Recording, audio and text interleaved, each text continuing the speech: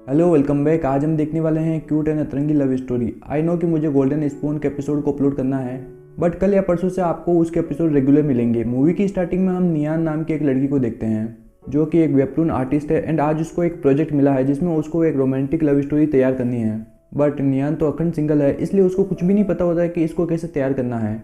थोड़ी देर दिमाग चलाने के बाद वो एक क्रिएटिव लव स्टोरी तैयार करती है जिसमें लड़का लड़की मिलते हैं एंड लड़की लड़के को पीट देती है। जब वो ये स्टोरी अपने ऑफिस के लोगों को सुनाती है तो सभी लोग उस पर हंसने लगते हैं। उसके एडिटर उसको साइड में ले जाकर वार्न करती है कि अगर तुमने टाइम पर इसको कंप्लीट नहीं किया तो मैं तुम्हें जॉब से निकाल दूंगी। लेकिन नियान को अभी भी ये समझ में नहीं आ रहा है कि वो ये काम कैसे करेगी। इसके बाद वो ऑफिस के बाहर बैठकर एक हार्ट का शेप बनाती है। तभी वहाँ पर एक डॉग आता है। इसके गले में बंधे लॉकेट को देखकर नियान को पता चलता है कि इसका नाम बो है एंड इसका सरनेम भी वही है जो कि नियान का है। नियान सोचती है कि ये तो अपने ही खानदान का है, इसलिए मुझे इसकी हेल्प करनी चाहिए।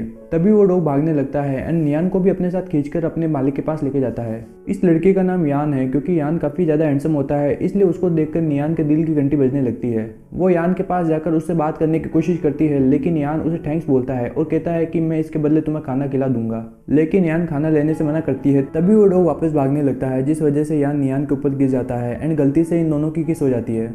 इसके बाद नियान यान से उसका नंबर मांगती है, लेकिन तभी उसके एडिटर का कॉल आता है जो कि उसे जल्दी से जल्दी ऑफिस बुलाती है। तो नियान यान से सॉरी बोलकर कहती है कि तुम मेरा यहीं पर वेट करो, मैं थोड़ी ही देर में वापस आती हूँ। इसलिए यान वहाँ बैठकर उसका वेट करने लगता है, लेकिन काफी टाइम बीतने के बाद भी नियान वापस नहीं आती एंड यान को भी उसके बॉस का कॉल आ जाता है जिस वजह से उसको वहाँ से जाना पड़ता है। जाने से पहले वो नियान के लिए एक नोट में अपना नंबर लिख के जाता है, लेकिन उसके जाते ही वो नोट भी वहाँ से उड़ जाता है। दूसरी तरफ नियान ऑफिस में पहुंचकर आज उसके साथ जो भी हुआ उसकी स्टोरी तैयार करके अपने एडिटर को दिखाती है, जो देखकर उसके एडिटर उससे इंप्रेस होती है और कहती है कि मुझे मेल कैरेक्टर के बारे में और भी जानना है। जो सुनकर नियान घबरा जाती है क्योंकि ये स्टोरी तो उसके खुद की ही है एंड वो यान के बारे में और कुछ भी नहीं जानती है। तभी उसको याद आता है कि उसने तो यान को वेट करने के लिए बोला था, इसलिए वो भागकर उसी जगह पर जाती है, लेकिन तब तक यान वहां से जा चुका होता है। अगले सीन में हम यान को देखते हैं जो कि एक आर्किटेक्टर होता है एंड उसके दादा उसे फोर्स कर रहे होते हैं कि तुम्हें जल्दी से जल्दी शादी कर लेनी चाहिए। इसीलिए वो यान को काफी सारी ब्लाइंड डेट्स पे भेजते हैं, लेकिन यान को कोई भी लड़की पसंद नहीं आई है। दूसरी तरफ नियान अपने ऑफिस के दोस्तों के साथ खाना खाने आई है, तभी कुछ लड़कियां उस पर गलती से पानी गिरा देती है एंड नीचे आकर उसे सॉरी बोलती है। फिर वो बताती है कि वो काफी दुखी है क्योंकि उनकी यूनिवर्सिटी के एक प्रोफेसर ने उनका दिल तोड़ा है। इसके बाद जब नियान घर आती है तो उसे एक आइडिया आता है एंड वो यान का एक ड्राइंग बनाकर सोशल मीडिया पर अपलोड कर देती है, जिसमें वो लिखती है कि अगर आपने ऐसे बंदे को देखा है तो मुझे इन्फॉर्म करना।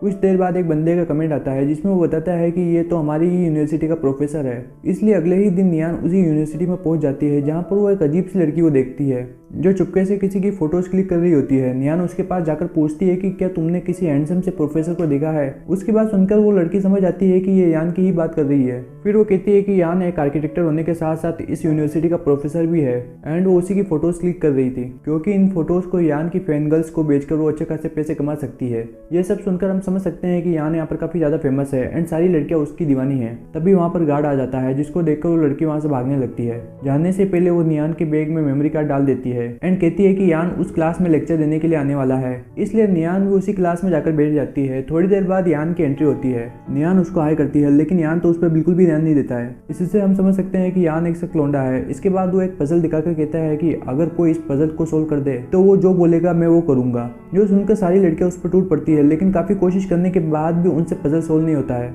लेकिन नियान वहाँ पर आकर उस पजल को आसानी से सोल्व कर देती है, जो देखकर यान हैरान रह जाता है एंड वो उसको अपने ऑफिस में ले जाकर पूछता है कि तुमने ये इतनी आसानी से सोल्व कैसे कर दिया।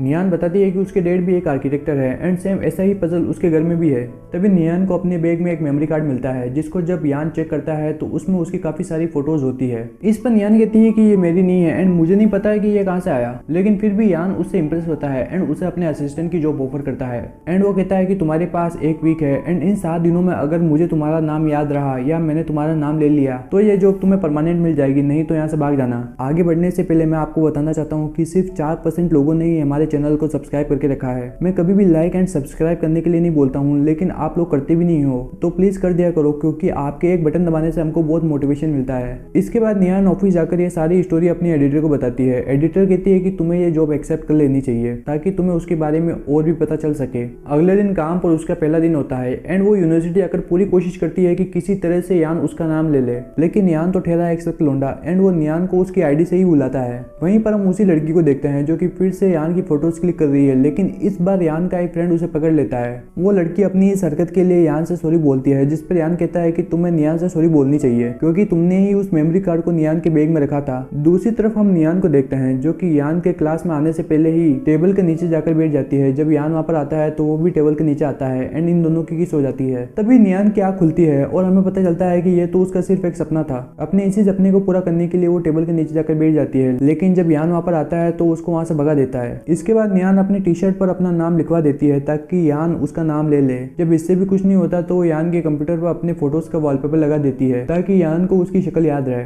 अगले दिन जब नियान यूनिवर्सिटी पहुंचती है तो उसे पता चलता है कि यान कुछ दिनों के लिए बाहर गया है, लेकिन जाने से पहले वो नियान के लिए काफी सारा काम छोड़ के गया है, जो देखकर नियान को टेंशन होने लगती है क्योंकि उसको तो ये काम करना आता ही नहीं है। लेकिन किसी तरह से वो उस काम को पूरा कर लेती है। कुछ दिन बाद जब यान वापस आता है तो सभी लोग नियान की तारीफ कर रहे होते हैं, जो सुनकर यान को भी काफी खुशी होती है। एक दिन जब ये दोनों बारिश में रोड पर खड़े होते हैं तो एक कार आकर उन पर पानी डाल देती है, इसलिए यान नियान को अपने ऑफिस में लेकर जाता है एंड कहता है कि तुम्हें जल्दी से जल्दी अपने कपड़े चेंज कर लेने चाहिए। बातों ही बातों में नियान का पैर फिसलता है एंड वो यान के ऊपर गिर जाती है।